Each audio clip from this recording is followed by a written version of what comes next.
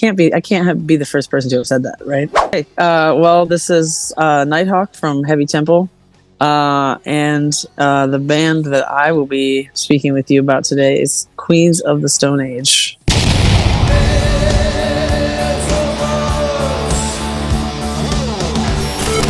Maybe not a surprise, because when we listen to Heavy Temple, there's obviously we hear the influences that we hear from other, let's call them psychedelic and stoner doom bands, but you guys bring Queens of the Stone Age, Rival Sons, maybe Radiohead's in there as well, if I think. Okay, I haven't heard that one.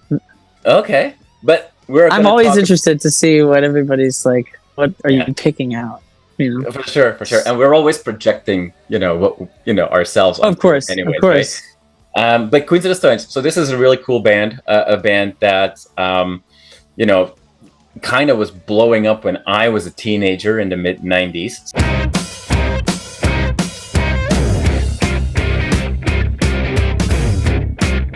So how did you exactly discover Queens of the Stone Age? I think I found them shortly after Songs for the Deaf came out.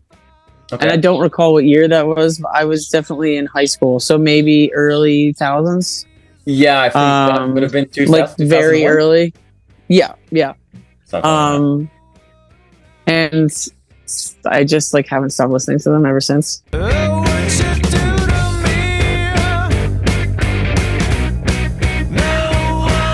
The one constant with this band is obviously Josh Homme, who's done a million things before, after, and during Queens of the Stone Age. Yeah. Are you a Josh fan as well, or is it really the Queens of the Stone Age part of his discography that you're really with? I mean, I think as far as songwriting goes, I really can't think of anybody else who writes a song like that, to the point where it's makes me mad that I didn't think of it. You know what I mean? Yeah. And also his style of playing and the notes that he chooses, I feel are not necessarily curated, but they are intentional. And they don't always. It's sometimes they shouldn't make sense, but they do. Whether they're kind of discordant or not atonal, but weird. So I would say that I am a fan of Josh Homme, certainly as a musician. But then also just, the people that he's brought in to work with, it's, I would say that I tried to set up Heavy Temple in much the same way, where I always really want a core group of people to be playing with me. Yeah. But sometimes that's not an option. So, we had a fill-in on this last show, and then this one we're playing with we're playing a show in Nashville on Saturday, and we're playing with two of the members of Howling Giant. And so, that is one of the things that I think keeps Queens of the Stone Age moving.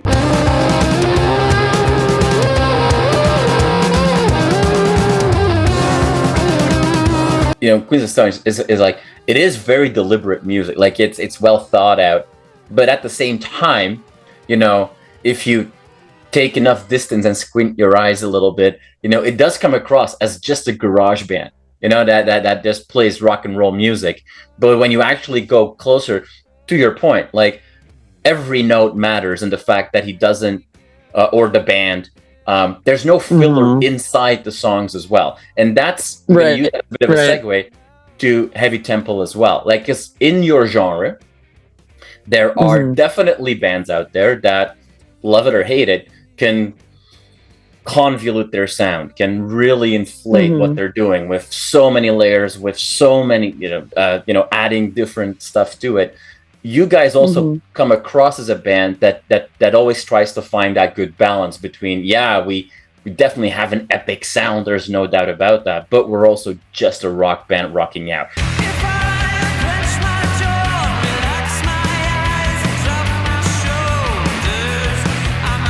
Is that one of the influences that the band has had on you? Yeah, yes, you said all of that perfectly. By the way, probably better than I could have said it myself. Yeah, it's spot on. We always have kind of said like that we don't take ourselves too seriously, but we take like what we're doing seriously, you know. So that's kind of what I've just been trying to that's get across. I think, and people might be a little confused with this record because they may have been thinking something along the lines of like the first couple, and part of that's because this was the first record that I didn't write like by myself, you know. Right. But we just sort of had all this time, and it's just like an homage to like, it's like a monolith to just all things heavy. That's kind of how I've been describing it. And like ultimately I feel like Heavy Temple is just a rock and roll band.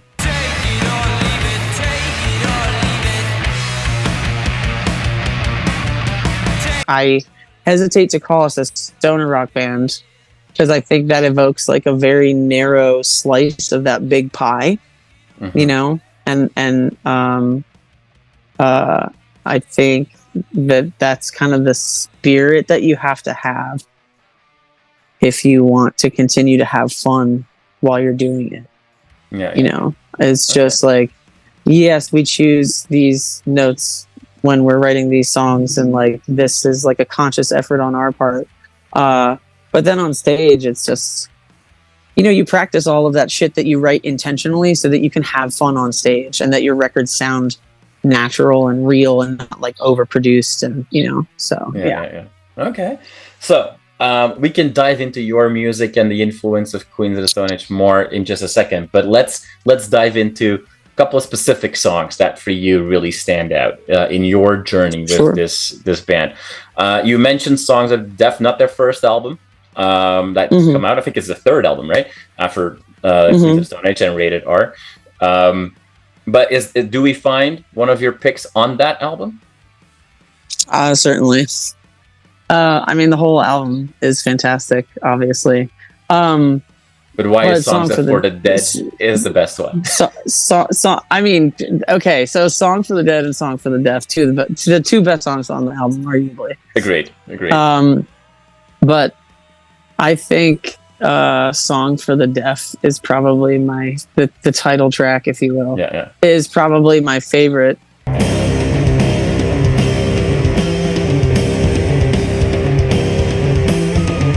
The whole album there's like so much going on, and I've seen them play stuff from that album live, and they're able to replicate what's most important about playing it live. But really, like, it's one of those records that goes on in my car for like a week every couple months. It's just like every day, all day, every day. But that song in particular was like one of the first songs of theirs that I learned how to play, because I found out about them prior to Caius. So Queens of the Stone Age and Caius were like my two. That's how I learned to play electric guitar. Right. But that song specifically was one of the first songs I played. But and then like the more you play it, the more it's like endless. And it just has like a thing about it that I can't quite articulate.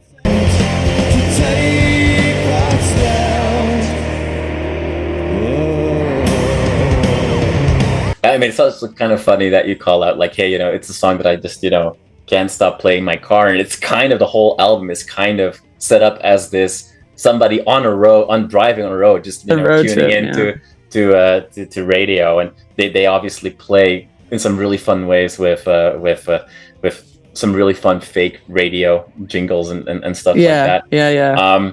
Maybe not the perfect fit for Heavy Temple and the epicness and the bombast of your music, but like stuff like that, you know, seeing a band that is very serious about their art, but also just not being afraid to be goofy at the right time. Has that given you the confidence to do that as well more and to be a little bit more playful? Yeah, I mean, you know, when I started the band, I was like, I did the I was a bit more into the pageantry. And then we were a 2-piece for a while, and I had so many pedals to contend with, and like it just became sort of a burden, I guess. Yeah. And then I think maybe what happened was I finally just had enough confidence that the songs were good, that the music was good, so I could like let go of that like I have to be perfect thing, you know. And I've been very fortunate to have very like supportive men in the music community around me, but that is also like kind of a thing where you're just like, you know, I want to be like fun and myself, because that's really when you're like most yourself is when you're on stage. But it's like I also there's like am I going to be taken seriously, and you know, so once I had like the confidence that like songs were good and people were into them, it gave me a little bit of freedom to loosen up. But I've always been pretty relaxed about the band in general. It's you know, I just want to have fun, ultimately. And I think as we progress through lineups and as a band, that's really come out in both our songwriting and our stage presence.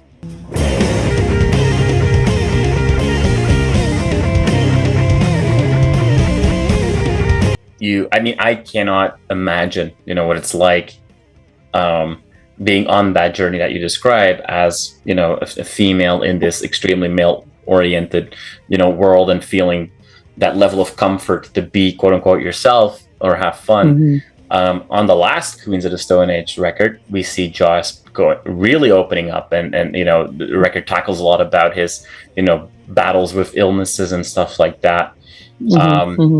Does that also, you know, seeing, you know, your idols, if you will, be vulnerable and open up, has that helped on that journey as well, or am I mixing two things that have nothing to do with each other? No, that's also very astute observation. If I freak out, it's because there's a bee out here. No, it's funny because, you know, the some of the themes and like the play on words in the song titles, obviously that album came out before ours did, but then I was looking at the album as a whole, and the song titles and the lyrics and the theme and all that, and I was like, are me and Josh vibing right now?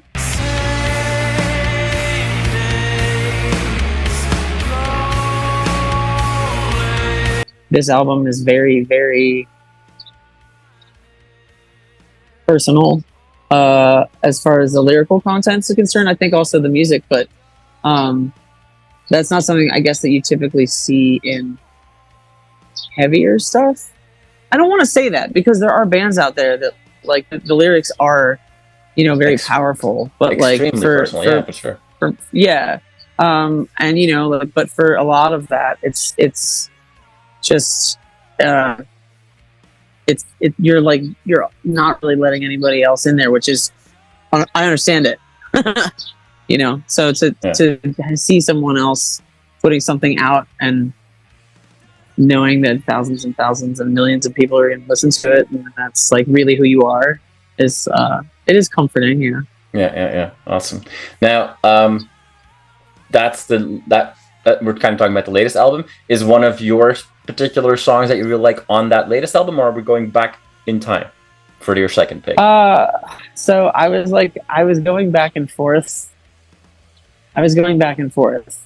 And I think I'm leaving the newest album off because I just couldn't decide between the two that I liked. So we're going back in time.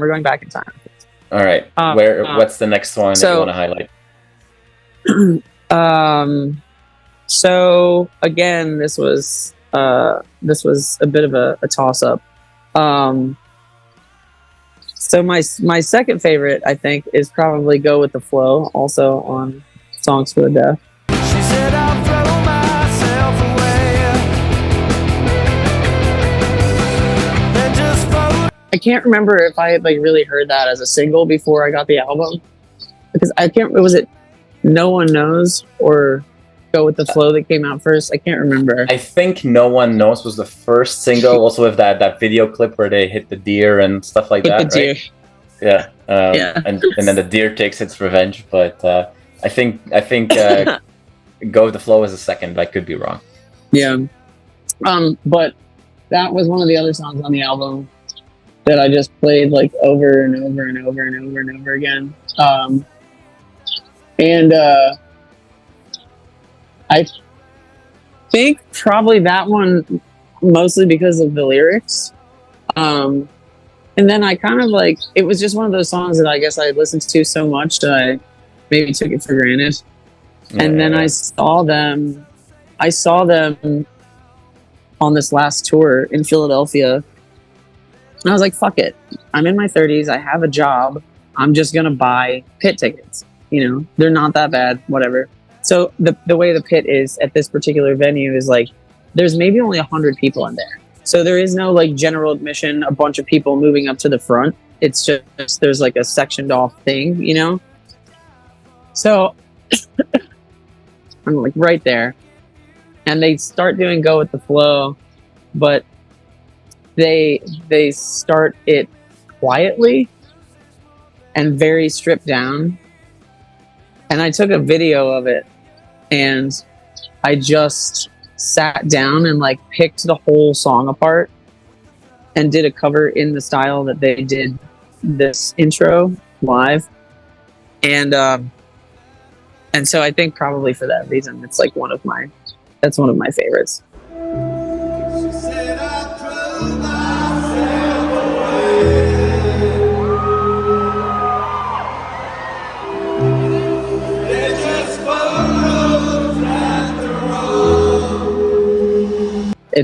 It's like hauntingly beautiful, you know? So for slightly selfish reasons, that one is my second favorite.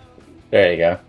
All good, all great reasons. Now that you mentioned, you know, seeing them live, and I'm going to use that as a bit of a forced segue here, because I think you notice I love your new album. I think it is really, really good. It's one of the best albums this year so far. There's no doubt about it. Oh, thank you so much. Thank you.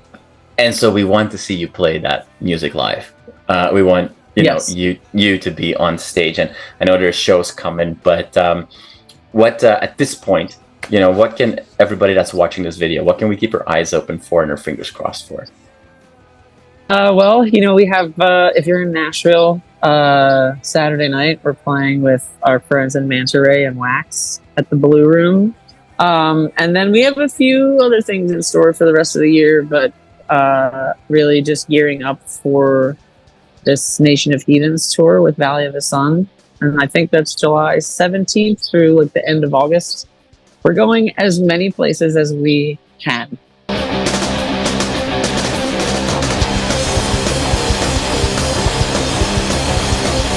yeah, we'll kind of be bopping around all over the States, and including Florida. I know everybody always says nobody comes to Florida, so we're coming to Florida. You guys have to be specific when you say come to Florida. Like, it's big and there's a lot of cities, but well, I think no, like, we're gonna cover some good ground, I think.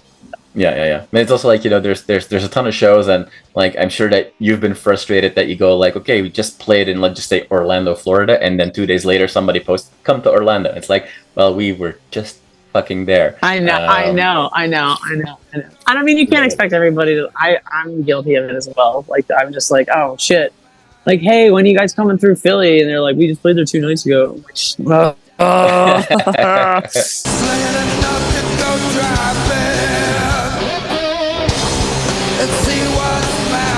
To wrap us up with fun, what's the third and final pick of song that really stands out for you? This one, we're going all the way back to Rated R, and that would be Better Living Through Chemistry.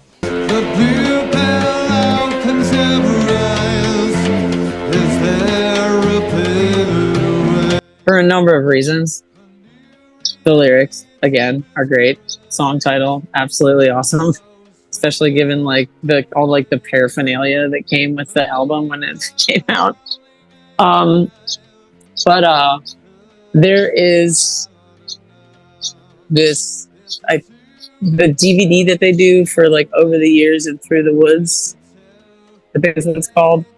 And they do this thing at the end of the song where they like speed up and then change the actual like rhythm of the song, and it's just like one of those things that we like doing that stuff live. I like doing that stuff live, you know, keep people on their toes. It's another mastery of musicianship, I guess. But I also did, they played that as well when I saw them, and that was just, it's absolutely phenomenal. I don't know, that's another one that just gives me, and all like the horns and stuff, like all that weird, I feel like they were very, like that album was a nice, like tight little rock and roll album, but I feel like it was also way ahead of what everybody else around them was doing, you know? Like having the xylophone on well, sort of Keeping a Secret, and just all that little stuff. So that's my favorite one on that album anyway.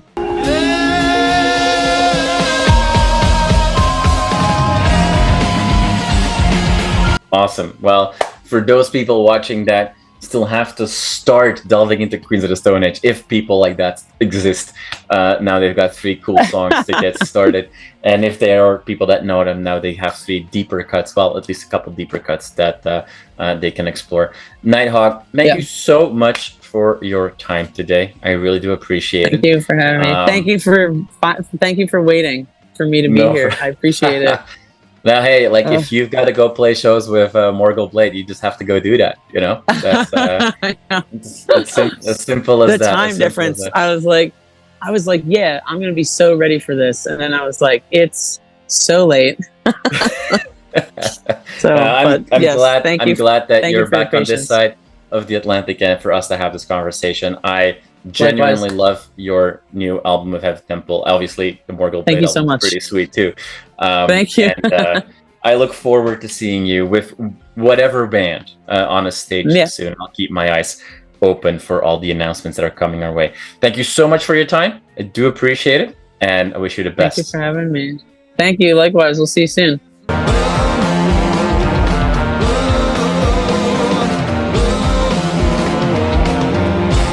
You are awesome for watching this video. Click right here to see more content like it and subscribe to the channel.